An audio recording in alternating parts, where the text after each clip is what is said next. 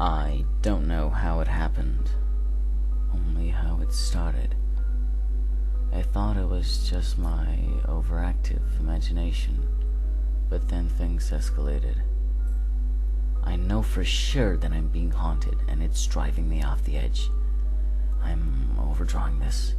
I'll just tell you the story. My friend has schizophrenia, not different personalities. That's called dissociative identity disorder. Schizophrenia deals with things more like auditory and visual hallucinations. Depending on the severity, it can be treated with medication, or so she has told me. The medication is actually the reason this is happening to me. Her doctors took her off of it to see how she would react. 3 days later, she was over at my house watching TV with me in my room. I've grown accustomed to her disorder. How she would look around the room in the middle of a conversation. It seemed like she would be ignoring you when you spoke, because she would be looking at a hallucination. During the time she was there, she gradually grew from flicking her eyes over to a corner in my room to intently staring at it. I asked her what she was seeing, and she replied with, "It's nothing." I went with that response until she started crying. I asked her again, and this time she responded with, "There's a girl in your corner that's crying blood." I told her that it was just a hallucination and she should just ignore it. When I said that, she looked at me with such fear in her eyes that I was paralyzed. She said that I shouldn't say that I was making the girl angry. I shook my head and smiled reassuringly that the little girl didn't exist and couldn't hurt me. My friend looked away from me and back to the corner, immediately starting to sob. Later that night, I lay on my bed, bored out of my mind as usual, unable to sleep due to obvious reasons. I was about to turn on some music when I heard my cat meowing from the living room. Needing something to do, I went out to see what was bothering her. I found her staring at a dark corner of the living. Her hair was on end and she was hissing quietly. I was slightly creeped out by this, and I bent down to pet her, but she didn't react to my touch. She just stared at that corner.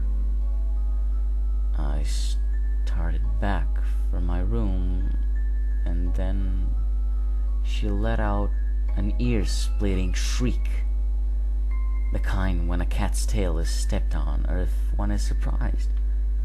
I immediately turned around, my heart pounding to see nothing. She was gone.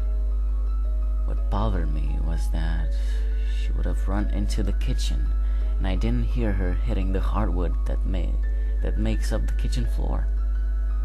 I looked around in the living room, under furniture, and then the kitchen. She was just gone. As I left the kitchen, the sound of a knife being pulled from its holster emanated from behind me. I turned, and the knives looked completely untouched. I thought I was delusional from the lack of sleep, and went to my room. I was interrupted. There was a tapping noise in the living room that stopped me. As I stood in the middle of the room, I looked towards the large window next to the front door. The curtains were closed, but slightly askew, which allowed me to see the pale white hand tapping on